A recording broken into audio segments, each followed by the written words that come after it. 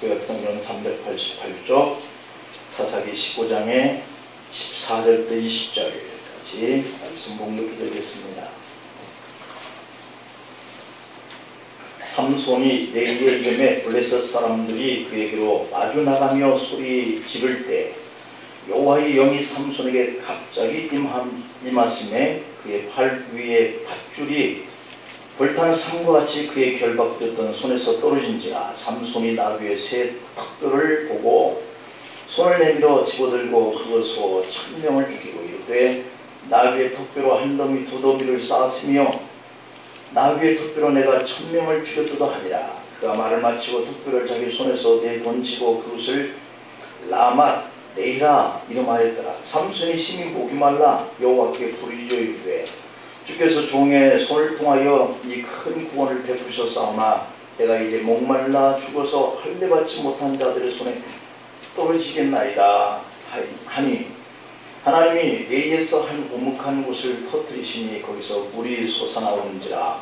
삼손이 그것을 마시고 정신이 회복되어 소생하니 그러므로 그 샘 이름을 에낙고레라 불렀으며 그 샘이 오늘까지 레이에 있더라. 블레셋 사람의 때에 삼손이 이스라엘의 사사로 20년 동안 지냈더라. 아멘.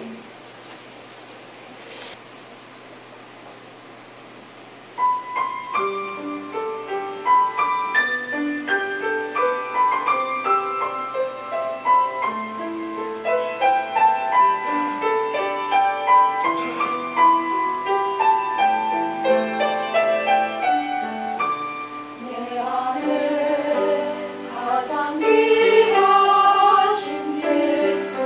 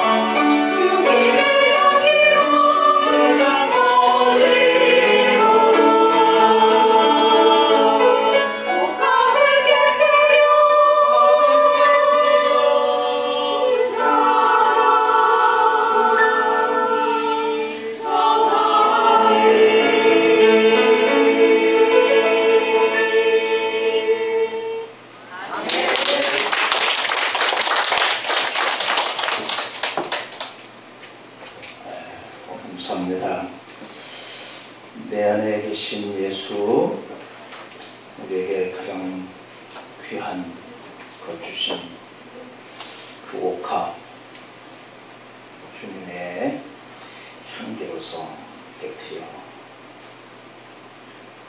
살아갈 수 있기를 축복합니다. 신발에서 귀한 찬양해 주셔서 감사합니다.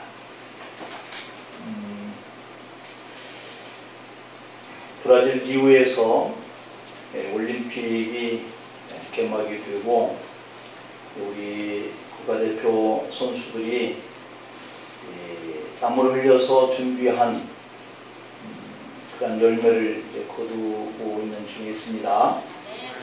어제 저녁에 배구를 보신 분들은 한일전 통쾌하게 첫 세트 딱 내주더니 둘, 셋, 넷 세트를 내이 짓밟았습니다. 통쾌했죠? 네, 너무 좋았습니다.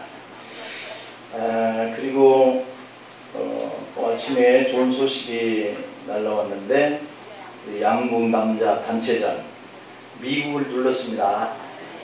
그래서 금메달, 첫 번째 금메달이고, 그리고 우리 유도에서 정보경 선수가 아쉽게 졌어요. 그래서 은메달을 딴 소식까지 우리가 듣게 되었는데, 양궁의 김우진, 구본참, 이승현 선수들이 그냥 10점짜리를 계속 쏴대더라고요. 그래서 너무 좋고, 아마 양궁 전 종목에서 금메달 휩쓸 가능성이 있다 이렇게 점을 치고 있어요. 근데 수영에서 박태환 선수는 예선전에서 탈락을 5위에 그쳐서, 그리고 권총 사격 부분에선 예선전에서 탈락을 하고, 그래서 예상했던 선수들이 메달권에서 벗어나는 아쉬움도 있지만, 그러나 그 통계에 의해서 우리 한국의 그 어떤 가지고 있는 기능들을 이렇게 넣어서 이렇게 통계를 뽑아본 결과 우리 한국이 9위를 차지할 것이다 이렇게 얘기를 하는데, 미국이 1위고 중국이 3위에 할 거고 이런 예상치가 나와 있어요. 근데 하여튼 10위권 안에 드는 것을 목표로 하고 갔으니까 잘 되기를 위해서 마음으로 기도해 주시기 바랍니다. 오늘은 회복의 하나님에 대해서 말씀을 같이 생각해 보려고 하는데요. 오늘 본문 19절 말씀을 보면, 하나님이 내휘에서 한 우묵한 곳을 터뜨리시니 거기서 물이 솟아 나오는지라.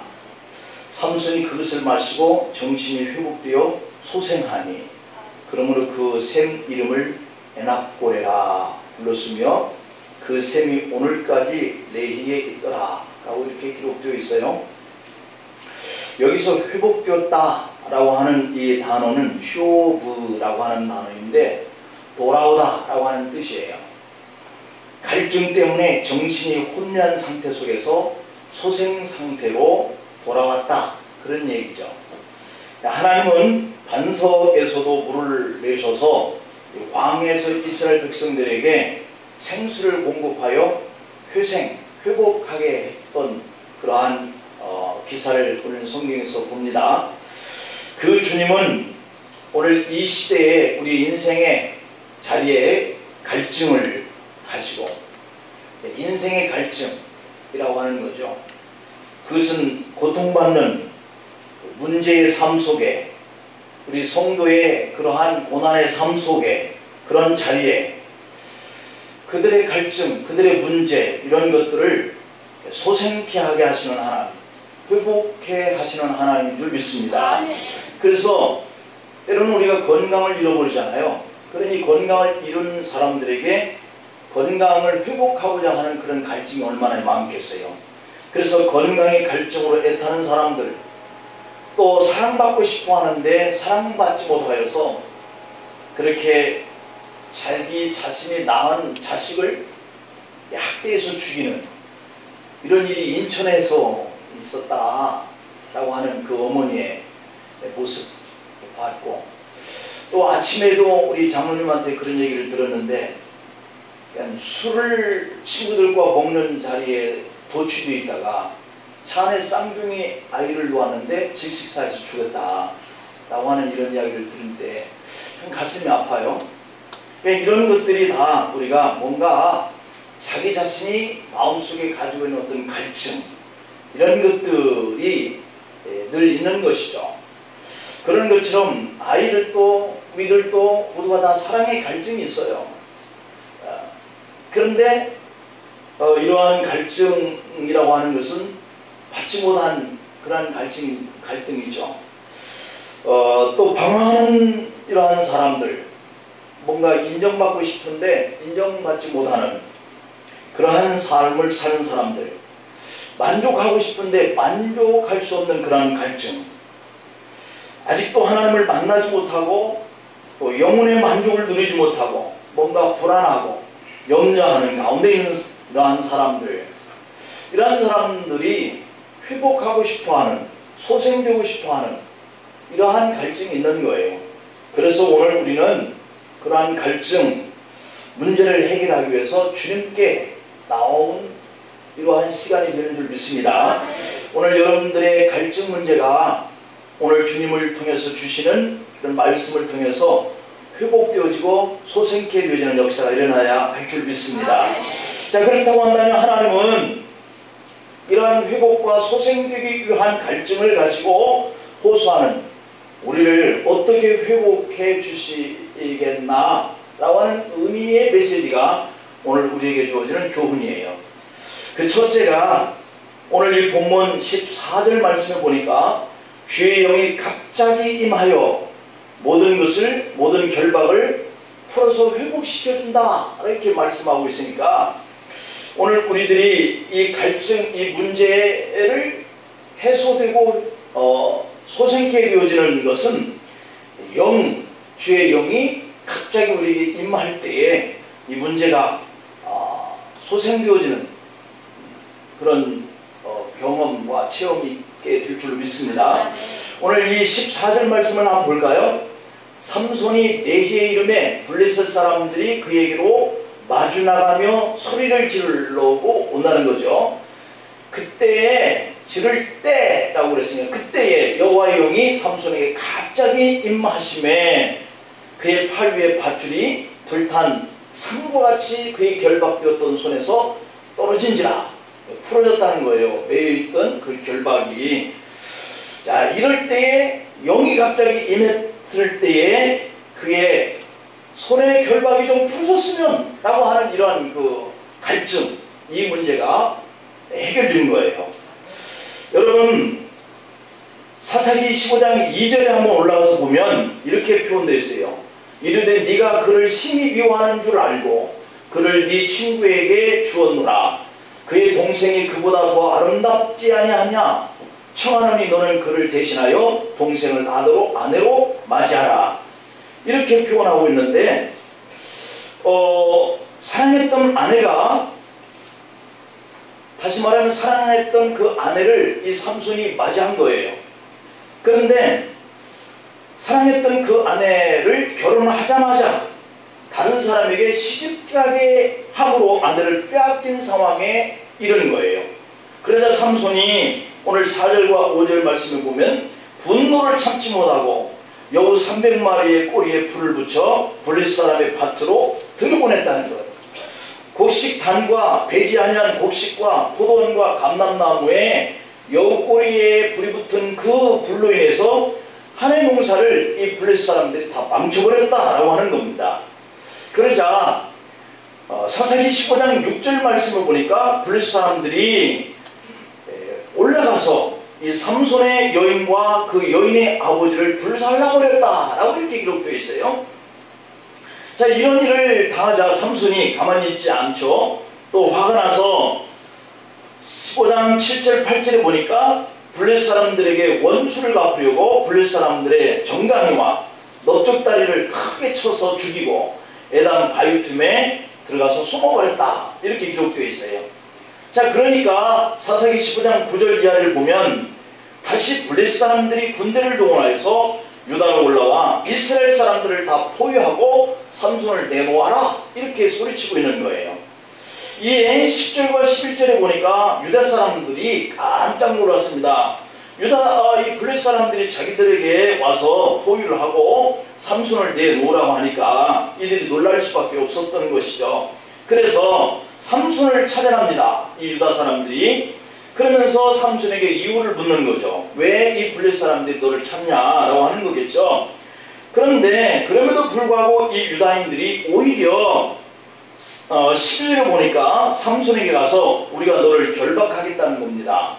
블레셋 사람들의 손에 넘겨주려고 너에게 왔다는 거예요. 삼손이 그들에게 이르되 너희가 나를 치지 아니하겠노라고 맹세부터 하라. 그리고 나를 결박만 하여서 블레셋 사람들에게 넘기겠다 하라. 그래서 아군인 이 유다 사람들이 삼손을 결박하여서 이 블레셋 사람들에게 내줘버리는 거예요. 아군이면 보호를 해야 할 터인데 유대의 군인 3,000명이 올라와서 삼손을 결박하여서 블레셋 사람들에게 건네줍니다. 자, 이들은 삼손을 도와서 블레셋 사람들과 싸워야 했었을 사람들인데 오히려 삼손 한 사람을 죽이고 자신들은 이 블레셋 사람들로 인해서 어떤 해를 받지 않는 살 쪽을 선택했다라고 하는 거예요.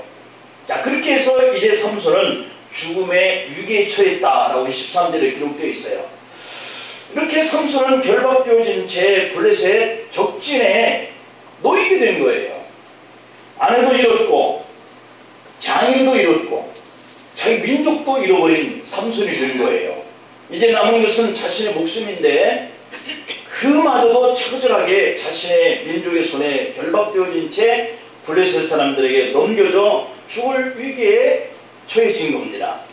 참 답답한 일을 만난 것이고 우리가 이 사건을 보면서 삼손의 처지가 참 안타깝게 되었다라는 생각이 들어요.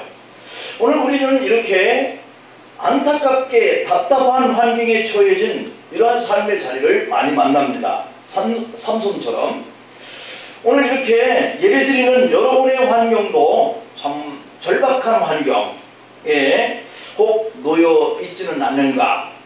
내 힘으로도 안 되는, 내가 이를 어떤 사람을 통해서 해도 안 되는, 그래서 사람을 의지해 보려고 했는데 안 되고 그것마저도 안 되기 때문에 위기에 처해서 정말 진퇴양난, 어려운 형편에 처해 있을 수 있죠.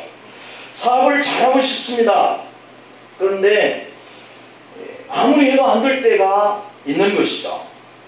부채를 졌는데 갚으려고 빚을 얻었지만 이게 하는 일이 안 되니까 부채를 갚을 형편이 없어서 오히려 신용불량자의 형편에 처해질 수도 있는 것이죠. 경기 불황으로 접을 수도 없고 또 그렇다 해서 앞으로 나갈 수도 없고 또 가까운 사람들은 이런 나를 나몰라라 할 만큼 그렇게 희생이 요구될 그런 형편에 있을 수 있어요. 그런데도 내가 신앙생활을 하면서 그런 생활이, 그런 환경이 나를 짓눌러 오니까 내가 하나님을 믿는데 교회 나와서 예배를 드리는데도 기쁨이 없습니다. 오히려 염려만 가중되고 그래서 희망이 없어서 그저 마지못해 살아가고 마지못해 교회 나오는 이런 생각을, 이런 환경을 가진 사람도 여기 있을 수 있는 거죠. 세상 사는데 아무도 나를 도와주는 분이 없어서 좌절되고 절망하는 우리 성도님들도 있을 겁니다. 이런 절박한 상황이 바로 이 삼손이 당한 바로 그런 환경이에요. 자, 그런데 보십시오. 하나님의 영이 삼손에게 갑자기 임했다라고 하는 거예요. 그러니까 삼손이 어려운 환경에 처했을 때 그 때가 언제인지는 모르지만 여러분들이 이러한 여러 가지 환경에 어려움을 겪고 있는데 그 어려움을 겪고 있는 그 날, 그 시는 언제일지 모르지만 어느 날 갑자기 성령께서 이렇게 임할 수 있다. 그런 전제가 주어지는 메시지인 거예요. 단단한 결박이 삼손을 묶어놓고 있습니다. 그런데 갑자기 영이 임하니까 불탄 삼줄과 같이 그 손에서 풀어졌다 하는 거예요. 할렐루야. 하나님이 그의 곤란한 형편에서 회복시켰다, 소생시켰다, 그런 얘기입니다. 우리에게도 하나님이 이렇게 갑자기 찾아오시면 하나님이 여기 강권적으로 우리에게 그 문제들 앞에, 그 환경 앞에 임하면 여러분들의 문제와 여러분들의 그 환경은 아무것도 아닌 것처럼 해결될 날, 그런 때가 있다고 하는 것을 믿으시길 축복합니다. 그렇다고 한다면 하나님은 삼손을 어떻게 회복을 시켜주셨나? 라고 하는 거예요. 오늘 14절 15절에 보면 삼손이 결박된 채 레히라고 하는 한 지역에 있었어요. 근데 블레셋 사람들이 삼손에게 마주 나오는 거예요. 소리를 지릅니다. 그것은 바로 이 유다 사람, 이스라엘 사람들이 삼손을 지금 결박해서 이 블레셋 사람들에게 마주 나가고 있고, 블레셋 사람들은 결박되어진 이 유다 사람에게 끌려가는 그러한 삼손에게 마주 나오는 거예요. 자, 그런데 이제 만나서 그들 손에 넘겨주면 큰일 나는 거 아니에요? 끝나는 거예요. 그런데 바로 그러한 위기 때에 여호와의 영이 삼손에게 갑자기 임한 거예요. 그의 팔 위에 밧줄이 불탄 삼처럼 결박됐던 그 손에서 떨어져 나갔다라고 하는 거죠. 자, 그러자 삼손이 나귀의 새 턱뼈를 손에 잡고 그것을 가지고 마주오는 이 블레셋을 향하여서 달려가는데 1000명을 죽였다는 거예요. 1000명을. 참 놀라운 기적이죠. 한 사람이 1대 1000을 상대로 해서 싸워요. 하나님의 영이 삼손과 함께 하시니까 나귀 턱뼈 하나로 블레셋 군사 1000명을 막아내요. 우리가 1대1 상대하기도 힘듭니다. 그런 때에 1대 1000을 상대해서 싸운다는 건 우리가 답답한 일이죠.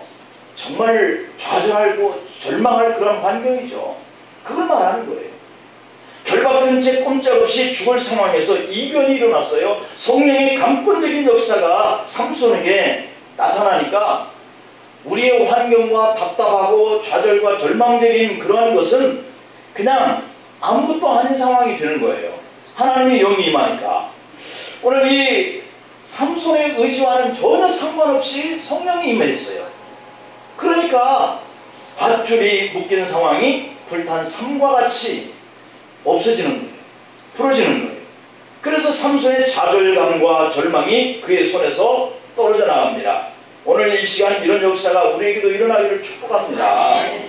부채의 결박, 가난의 결박, 질병의 결박, 죄와 허물진 결박, 죽음의 두려움의 결박, 염려와 걱정의 결박, 다 이런 것들이 우리를 결박하고 있는 것과 같은 상황이죠. 불안감의 결박, 뭔가의 이 술이나 어떤 오락이나 이런 결박, 이게 중독의 결박, 냉소적인 내면의 결박, 누구에게도 마음을 열지 못해서 내 마음에 그냥 스스로가 냉소적인 것이 되는 거예요. 그 우울증의 결박, 이러한 것들이 성령의 역사가 갑자기 임하면 나의 의지와는 전혀 상관없이 주의 능력으로 불탄 삼줄과 같이 나와 가족과 우리 가정과 사업장에서 떨어져나가는 이런 역사가 일어날 줄로 믿습니다. 이렇게 되기를 축원합니다. 하나님이 우리 아버지다라고 하는 이 사실 믿어지시나요? 성령께서 늘 우리의 내주 속에 함께 하시는 줄 믿습니까? 그 영이 우리 영적인 환경을 너무도 잘 알고 계시는 거예요.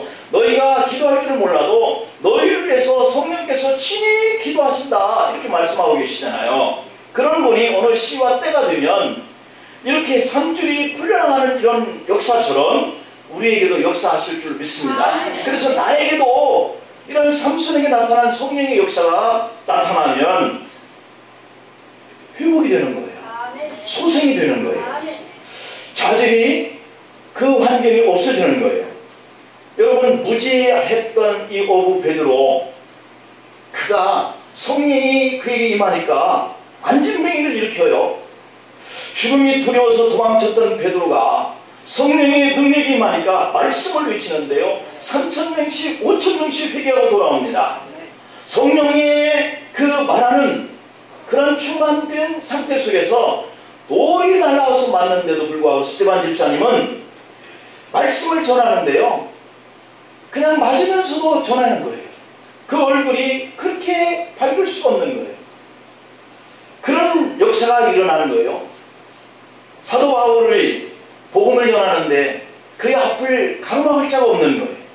바울은 로마서 10장 10절에서 사람이 마음으로 믿어 의에 이르고 입으로 시인하여 구원에 이른다. 여러분 자꾸 입으로 시인하는 대로 될 줄로 믿습니다. 나 안 돼. 난 끝장이야. 그러면 그건 끝장이에요.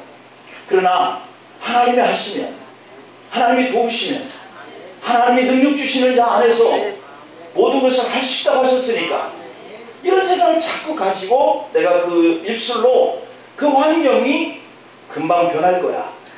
나에게도 기회가 올 거야. 자꾸 이렇게 입으로 시인하시면 될 줄로 믿습니다. 이것은 취면이 아니고요. 내 안에서 성령께서 그 입술로 고백하는 대로 되게 하시는 그 말씀을 듣는 거예요. 그래서 회복시키고 소생케 해주는 거예요. 예수 그리스도를 나의 구세주로 영접하면 성령님이 내 안에 임재하시는 줄 믿습니다. 왜냐하면 고린도전서 12장 3절에 보니까 성령이 아니고서는 누구든지 예수님을 주라 시인할 수가 없다 그랬거든요.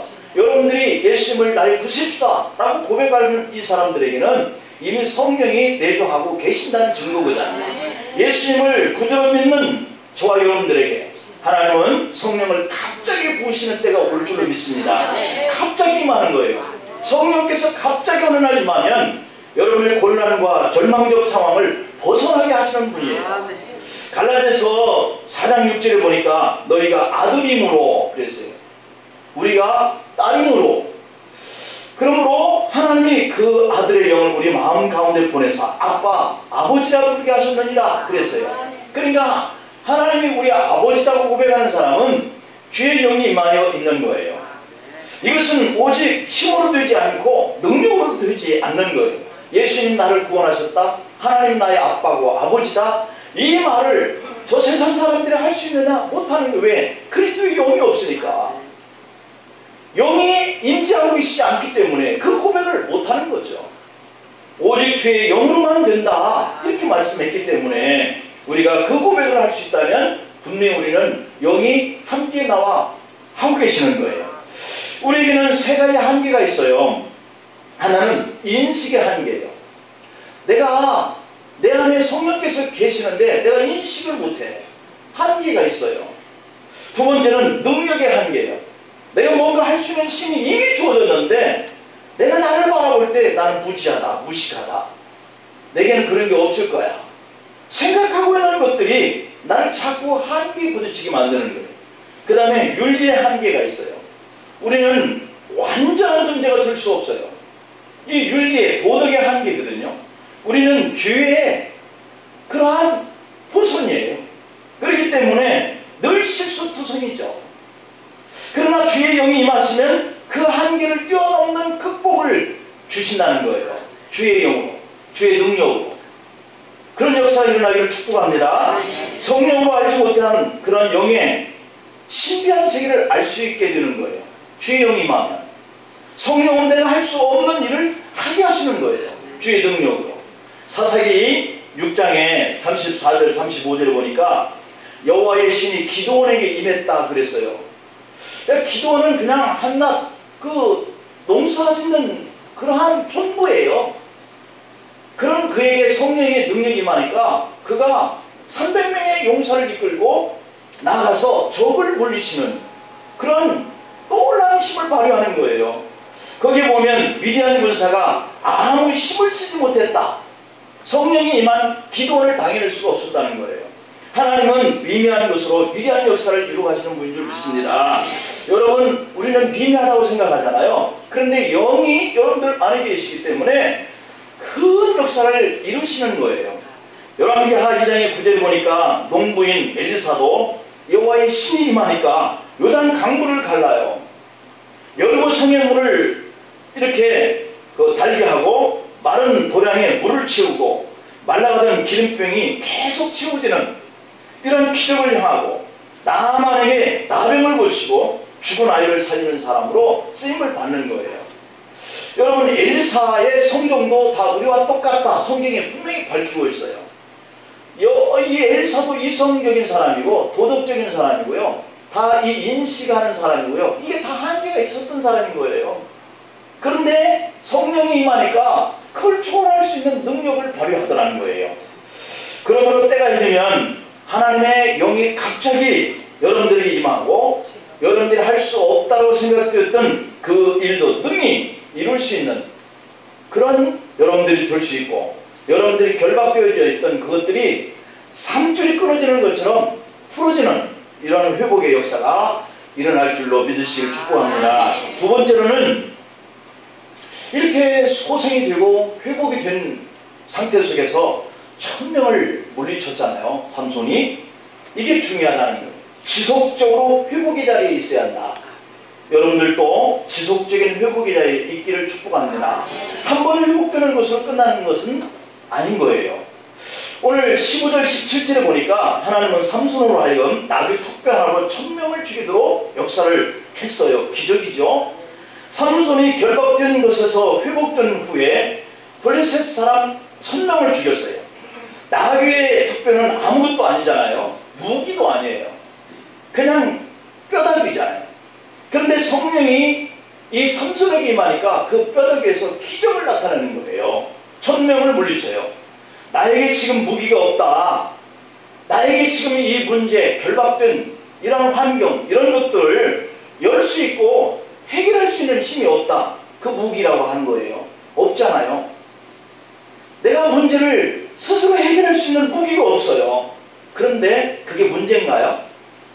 여러분들에게 하나님이 안 계신 게 문제지 무기가 없는 게 문제가 아니에요.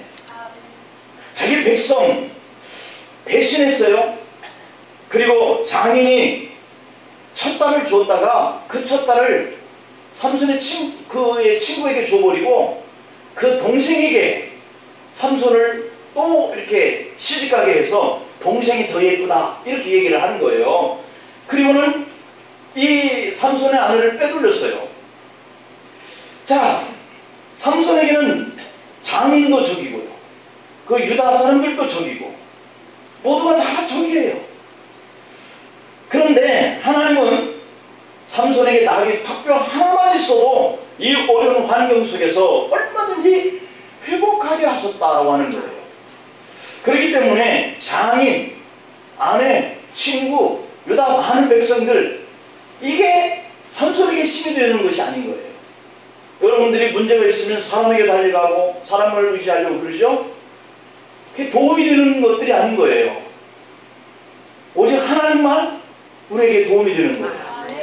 여러분, 지금 여러분 자신에게도 오직 유일하게 남은 것이 뭔가 한번 살펴보세요. 내가 어려운 환경에 이런 결박되어졌다고 하는 이 문제 앞에 내가 지금 뭔가 이 돌파구를 헤쳐나갈 수 있는 무기가 뭐가 있나? 살펴보세요.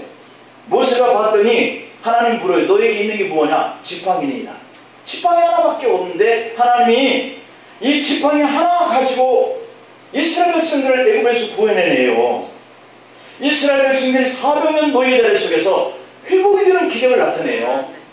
하나님이 하시면 모세의 지팡이로 홍해를 가른다니까요. 다윗이 물맷돌 5개 가지고 적장 골리앗을 향해서 가는데 하나님이 이스라엘 백성들이 다 무기로 무장하고 갑옷을 입고 있어도 안 되고 쩔쩔매고 있는데 돌멩이를 가지고 하나님은 적장을 물리쳐요. 기드온 300명 용사 수많은 적을 물리쳤어요. 물고기 2마리, 보리떡 5개, 이걸 가지고 5,000명을 모이셔요. 하나님이 하셔요. 말씀으로 천지를 창조하신 하나님이신데 뭘 못하시겠나? 이런 믿음이 여러분들이 있나요? 이런 믿음을 가져야 할 줄 믿습니다. 그래야 어려움이 오면 하나님 앞에 나오게 되는 거죠. 여러분에게 지금 가진 것이 없다고, 지금 남아있는 것이 없다고, 영혼의 회복 불가능할 것이라고 포기하고 낙심해서는 안 된다. 언젠가 사업이 부도난 사람이 다 망해버린 그것을 정리하니까 뭐 자기 손에 있는 돈이 뭐 200도 안 되던 그 돈 가지고 품에 가지고 자기 사업을 일으켜 보려고 생각할 수 있는 돈이겠어요? 그런데 가다가 기도원을 우연찮게 발견하고 그 기도원에 들어가서 예배드리면서 감동이 와서 200 다 헌금했다는 얘기, 언제가 여러분 기억나죠?